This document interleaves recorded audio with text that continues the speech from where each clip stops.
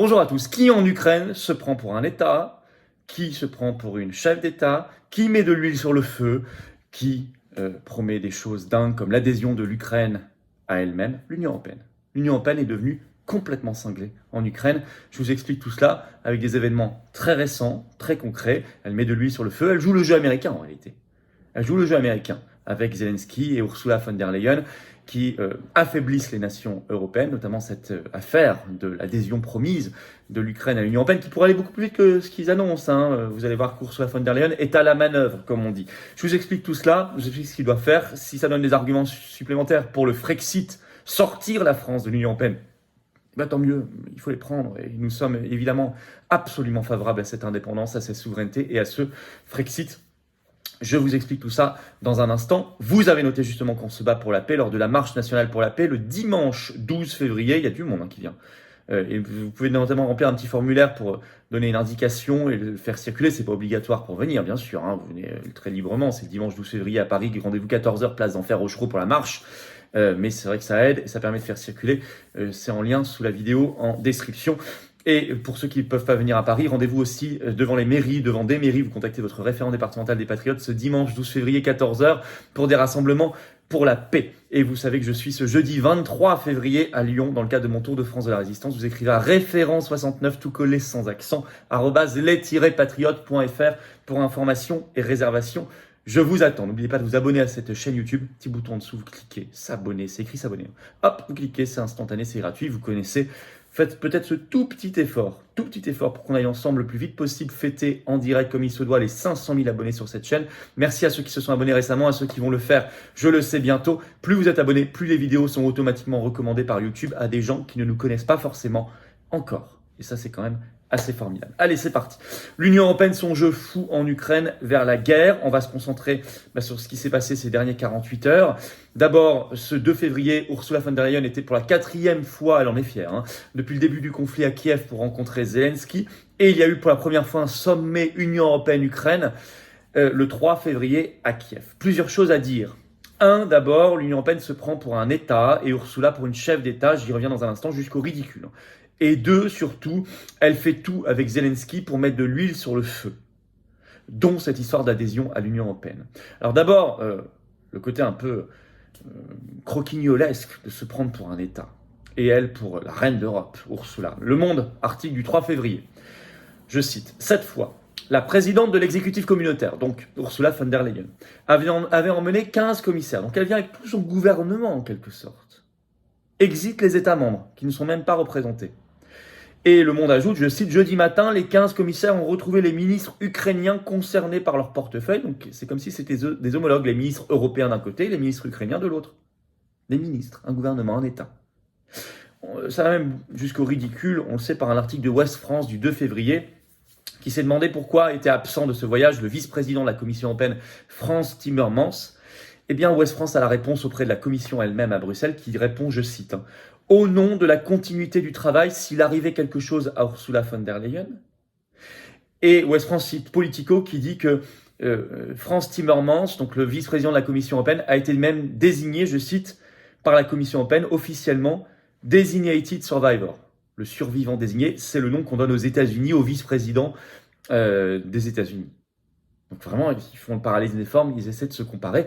Je rappelle évidemment que la Commission européenne n'a aucune légitimité démocratique, élue par personne, ils n'ont aucune légitimité tout court. Ils jouent à l'État. Bon, surtout sur le fond, ils mettent de l'huile sur le feu. D'abord avec l'annonce de nouvelles livraisons d'armes. Alors, on avait une info déjà par Le Monde du 1er février, je cite, l'Union européenne va former 30 000 soldats ukrainiens, soit un doublement de son objectif initial, a annoncé un responsable européen le 1er février, fin de citation. Je ne savais pas que l'Union européenne avait dans ses compétences la formation militaire, manifestement maintenant c'est le cas, et elle double son objectif. Mais le 2 février, annonce par le Conseil européen d'une nouvelle enveloppe d'aide militaire, la 7e, de 500 millions d'euros, plus 45 millions d'euros pour des missions de formation. La France contribuant à 20% de tout ça, ça fait 110 millions d'euros supplémentaires qui sortent de la poche des contribuables français. Et cet article du Monde rappelle qu'il y a déjà un total de 60 milliards en moins d'un an, dont 12 milliards d'aides militaires versées par l'Union européenne données à Kiev, à Zelensky, régime particulièrement mafieux et corrompu. nous le savons. Donc 60 milliards au total, c'est-à-dire que la France a contribué à hauteur de 20%, soit 12 milliards. En moins d'un an. Mais après, il n'y a pas d'argent pour les retraites, il n'y a pas d'argent pour l'hôpital, etc. Vous le savez.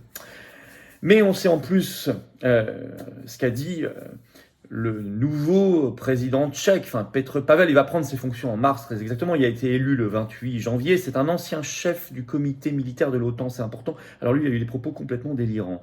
Je vais vous citer ça. Écoutez bien, Le Monde. Monsieur Pavel est un ancien chef du comité militaire de l'Alliance Atlantique qui prendra ses fonctions en mars à la tête de l'État tchèque. Il a considéré, je cite Le Monde, que la possession par l'OTAN d'armes nucléaires devrait dissuader les Russes de considérer tout emploi des leurs. Je cite encore, je le cite lui, nous aussi nous disposons de capacités nucléaires, nous ne voulons pas nous en servir, mais nous sommes prêts si nécessaire. Bon, là c'est la folie totale. Et comme si ce n'était pas suffisant, on le sait par Le Monde, le 2 février, la présidente, je cite, de la Commission européenne, donc Ursula, promet un 10e train de sanctions européennes contre la Russie avant le 24 février, jour anniversaire, entre guillemets, du début de la guerre, selon ce qu'elle a dit dans une conférence de presse commune le 2 février avec Zelensky. Bon, une 10e, alors qu'on sait que ça sert strictement à rien, ça n'apporte pas la paix, ça apporte la misère là-bas, ça apporte en revanche la misère ici. C'est contre-productif, ça se retourne contre nous. Le FMI, justement, ce 2 février, a révélé qu'il prévoyait pour 2024, l'an prochain, une croissance économique supérieure en Russie à la zone euro. Supérieure. Hein, n'est-ce pas Bruno Le Maire qui voulait mettre l'économie russe à genoux? Voilà où on en est. Alors je fais une petite pause, je reviens là-dessus parce que vous allez voir que c'est pas terminé et surtout qu'on peut faire autrement.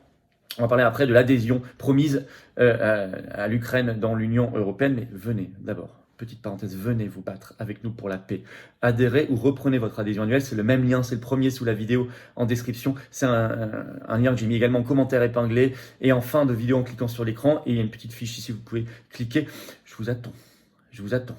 Alors, en tout cas, la paix, elle n'attend pas. On doit se battre. On doit se battre pour elle. On doit se battre aussi pour notre liberté, notre souveraineté, notre humanité. C'est ça nos belles valeurs face à l'oligarchie. Sans aucune aide, on n'a reçu aucun euro d'aide publique, pas d'aide des banques, on a toute l'oligarchie, tout le système contre nous, mais on se bat. On se bat pour nous, les générations qui viennent. Et vous serez mis comme adhérent ou réadhérent directement en relation avec des gens qui pensent comme vous près de chez vous, je vous le rappelle. Faire un don de soutien, ça nous permet de faire nos actions, de financer. Tout ça est défiscalisé aux 2/3 de vos impôts. Et les compteurs fiscaux ont été remis à 0 le 1er janvier 2023, profitez-en. Je vous attends. Le lien pour faire un don de soutien, d'ailleurs, c'est le deuxième lien sous la vidéo en description.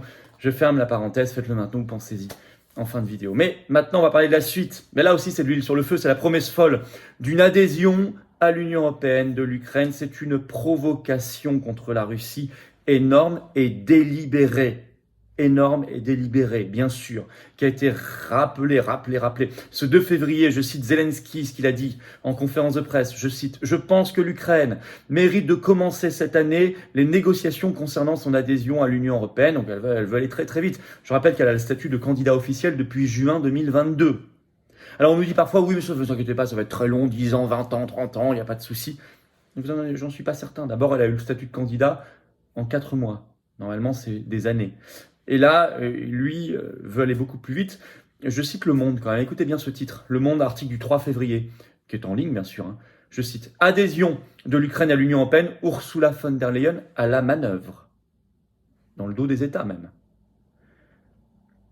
Et elle a déclaré ceci le 3 février. « L'avenir de notre continent s'écrit ici en Ukraine. » Le 2 février, le Parlement européen, on n'en a pas beaucoup parlé, a adopté une résolution folle qui veut aller plus vite sur l'adhésion et qui demande aux États de s'engager à verser plus d'argent et plus d'armes. Je vous cite un extrait. Un extrait évidemment sorti dans Le Monde. Les eurodéputés demandent aux 27 d'œuvrer au lancement des négociations d'adhésion et de soutenir une feuille de route décrivant les prochaines étapes pour permettre l'adhésion de l'Ukraine au marché unique de l'Union européenne. Ça va vite. Les eurodéputés demandent par ailleurs, je cite, instamment aux États membres d'augmenter et d'accélérer leur assistance militaire à Kiev, en particulier à fourniture d'armes, mais aussi le soutien politique, économique, infrastructurel, financier et humanitaire essentiel. Et d'ailleurs, un article de CNews du 3 février le confirme bien, je cite, l'adhésion de l'Ukraine à l'Union européenne au centre des discussions du sommet de Kiev. C'était essentiellement sur ça. Et l'Ukraine a demandé son adhésion en 2 ans, c'est écrit dans l'article de CNews, en 2 ans, donc 2024 ou 2025. Et l'Union européenne donne des gages, on le sait par Politico, je cite, il est ainsi question d'une suspension des droits de douane sur les exportations ukrainiennes pour 1 année supplémentaire. Concurrence déloyale contre nos propres productions industrielles ou agricoles. Mais ils vont le faire. Je rappelle quand même, tous les problèmes que poserait une adhésion, je ne sais pas si j'ai besoin de vous les rappeler, de l'Ukraine à l'Union européenne, plus de 40 millions d'habitants, très pauvres, très corrompus, donc les transferts financiers seraient gigantesques, les problèmes de corruption, de mafia, l'ouverture totale des frontières. Et je rappelle que depuis le traité de Lisbonne applicable depuis 2009 dans l'Union européenne, il y a maintenant une clause de défense ou d'assistance mutuelle, article 42, paragraphe 7, au sein des pays membres de l'Union européenne. Donc si l'Ukraine est en guerre, on est obligé d'être en guerre. Ah bah oui. Je vais vous rappeler ce que dit cette clause. Je cite l'article 42, paragraphe 7. Au cas où un État membre serait l'objet d'une agression armée sur son territoire, les autres États membres lui doivent aide et assistance par tous les moyens en leur pouvoir, conformément à l'article 51 de la Charte des Nations Unies. Cela n'affecte pas le caractère spécifique de la politique de sécurité et de défense de certains États membres. Les engagements et la coopération dans ce domaine demeurent conformes aux engagements souscrits au sein de l'OTAN, qui reste pour les États qui en sont membres le fondement de leur défense collective et l'instance de sa mise en œuvre. Fin de citation. Réaffirme d'ailleurs le rôle central de l'OTAN, donc des États-Unis. Ça, c'est le traité européen. Alors, en conclusion, d'abord, l'Union européenne est vraiment une colonie américaine qui se prend pour un État et un gouvernement. Je vous en ai parlé, tout ça est ridicule. Et c'est surtout problématique parce qu'elle n'a aucune légitimité pour le faire. Il n'y a pas de peuple européen, par ailleurs, uni. 2. L'Union européenne est une colonie américaine qui sert donc les intérêts américains, des faucons américains, en tout cas pas du peuple, en mettant de l'huile sur le feu en permanence, livraison d'armes, d'argent, et là maintenant cette question de l'adhésion. La France ne doit pas se laisser embarquer là-dedans. C'est l'engrenage de la guerre. La France doit choisir la paix et l'équilibre, et elle peut jouer ce rôle, notamment si elle se dégage de l'OTAN et de l'Union européenne par le Frexit. Je rappelle que l'adhésion à l'Union européenne de l'Ukraine serait une catastrophe militaire, diplomatique, économique, sociale et financière. Et qu'on doit se battre contre cela. Faites circuler cette vidéo. Vraiment. Envoyez-la, partagez-la. Abonnez-vous à cette chaîne YouTube, petit bouton en dessous, vous cliquez sur s'abonner. Ce sera gratuit, ça dure un dixième de seconde, c'est juste cliquer. Profitez-en pour appuyer sur la petite cloche à côté. Vous recevrez les notifications des futures vidéos et des futurs directs sur cette chaîne automatiquement. Merci, je vous attends. Je vous attends aussi le dimanche 12 février, 14h Paris, d'Enfer Rochereau, place pour la marche nationale pour la paix. Ça va être énorme. Oui, Nicolas Dupont-Aignan m'a déjà dit qu'il serait là. Nous avons d'autres figures de la paix avec lesquelles nous sommes en train de discuter. Charles-Henri Gallois aussi de Génération Frexit d'ailleurs et tant d'autres. On va se battre et je pense que de nombreuses personnalités viendront et surtout beaucoup de monde. Ceux qui ne peuvent pas venir à 14h, il y aura des rassemblements pour la paix devant des mairies de France. Vous contactez votre référent départemental des Patriotes, que je salue d'ailleurs, ils font un boulot extraordinaire avec leurs équipes. Voilà, je vous attends Patriotes. Je vous attends. Vous pouvez adhérer ou reprendre votre adhésion annuelle si vous n'êtes plus à jour, si vous avez plus d'un an d'adhésion. Le lien pour adhérer ou réadhérer, c'est le même, c'est le premier sous la vidéo en description. C'est également un lien en commentaire épinglé. Et ici, dans quelques secondes, en cliquant sur l'écran. Sous la vidéo en description, le deuxième lien est pour faire un don de soutien aux Patriotes, dont adhésion et défiscalisé aux 2 tiers pour vous. Aux 2 tiers pour vous. Et on se bat. Et on se bat pour nous et les générations qui viennent, pour notre France et notre humanité et la paix. Et ça vaut le coup qu'on se batte ensemble. Je vous attends. L'oligarchie ne nous fait pas de cadeaux, prend pas de gants avec nous, on n'a pas à en prendre non plus, et on n'a pas à lui faire de cadeaux. Et le meilleur moyen de ne pas lui faire de cadeaux, c'est d'avoir cette carte orange d'adhérents aux Patriotes et de se battre tous ensemble, de rencontrer des gens qui pensent comme vous près de chez vous. Bravo, en tout cas, aux donateurs, aux réadhérents, bienvenue aux nouveaux adhérents patriotes. Vive la France!